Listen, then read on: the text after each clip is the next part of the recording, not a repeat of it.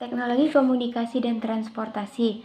Perkembangan teknologi komunikasi di Indonesia tidak bisa lepas dari kebijakan komunikasi yang dikembangkan oleh pemerintah Orde Baru. Pada tahun 1976, tepatnya tanggal 16 Agustus, merupakan awal revolusi teknologi komunikasi di Indonesia ketika pemerintah Orde Baru mengembangkan sistem teknologi komunikasi berbasis satelit untuk menghubungkan komunikasi di wilayah Indonesia yang luas. Indonesia merupakan salah satu yang mengembangkan satelit secara mandiri untuk komunikasi lokal, nasional, dan internasional. Satelit Palapa. Sistem komunikasi satelit yang dikembangkan oleh pemerintah Indonesia dikenal dengan sebutan Sistem Komunikasi Satelit Domestik Palapa atau SKSD Palapa. Penamaan Palapa diambil dari sumpah yang dilakukan oleh Pati Gajah Mada dalam upaya menyatukan wilayah geografis Nusantara. Satelit inilah yang digunakan oleh pemerintah Orde Baru dalam menyatukan wilayah Nusantara melalui komunikasi dan informasi.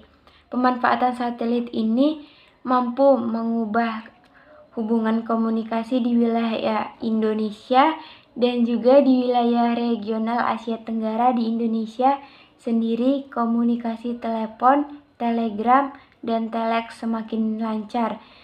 Daya jangkau siaran TVRI dan RRI mampu menjangkau ke seluruh wilayah Indonesia. Pengembangan SKSD Palapa generasi awal dalam pengoperasiannya didukung dengan pengembangan 40 stasiun komunikasi di bumi yang menyebar di 26 provinsi di Indonesia dan 14 tempat-tempat strategis lainnya. Hal itulah yang menghubungkan komunikasi antar wilayah Indonesia. Satelit komunikasi yang dikembangkan Indonesia pada awalnya adalah satelit Palapa A dan satelit Palapa B. Satelit Palapa tersebut, wilayah cakupannya mencapai seluruh wilayah Indonesia, ASEAN, dan Papua Nugini. Sehingga yang menikmati manfaat satelit Palapa ini bukan hanya Indonesia, namun juga negara tetangga Indonesia di wilayah ASEAN dan Papua Nugini dengan menyewa transponder satelit kepada pemerintah Indonesia, sehingga bisa menambahkan penghasilan pemerintah. Generasi pertama satelit Palapa beroperasi hingga tahun 1983. Kemudian pemerintah meluncurkan satelit generasi kedua, yaitu B1 dan B2. Dan diikuti generasi-generasi berikutnya hingga C1 dan C2, kemudian digantikan dengan satelit Telkom. Selain teknologi komunikasi, pemerintah Indonesia juga mengembangkan sarana dan prasarana transportasi darat. Salah satunya adalah pembangunan jalan bebas hambatan atau dikenal dengan sebutan jalan tol. Pembangunan jalan bebas hambatan pertama yang dilakukan oleh pemerintah adalah pembangunan jalan tol Jakarta ke Bogor dan Ciawi yang dikenal dengan nama Jalan Tol Jagorawi. Jalan ini mampu mempercepat transportasi Jakarta ke Bogor dan juga ke Ciawi dan Puncak. Dalam rangka memperlancar perhubungan dan pertumbuhan ekonomi, baik di Jawa maupun di luar Jawa, dibangun jalan trans dan jalan tol di Sumatera. Selain dibangun jalan trans Sumatera, juga dibangun jalan tol yang menghubungkan pelabuhan Belelawan dan kota Medan. Di Jawa, dibangun jalan tol Jakarta ke Merak dan jalan tol Jakarta Cikampek. Di Sulawesi juga dibangun jalan tol yang menghubungkan pelabuhan Makassar dan Madura.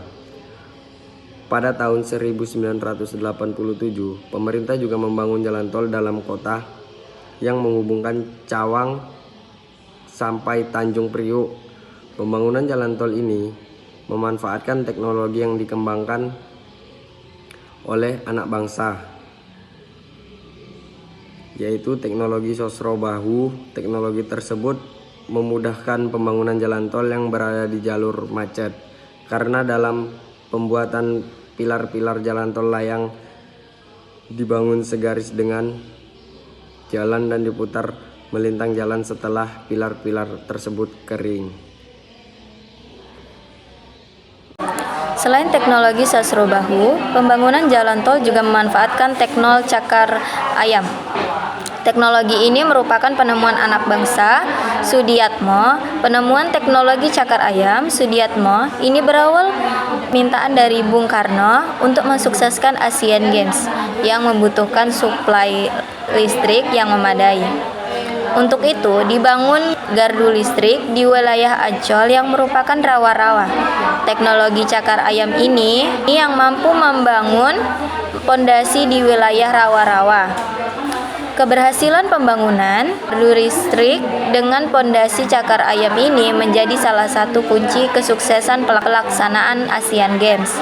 Teknologi cakar ayam ini kemudian digunakan dengan membangun lapangan parkir pesawat di Bandara Juanda, Surabaya, dan di Bandara Kolonia Medan. Teknologi cakar ayam semakin terkenal ketika pembangunan jalan tol menuju Bandara Soekarno-Hatta yang berada di atas rawa-rawa.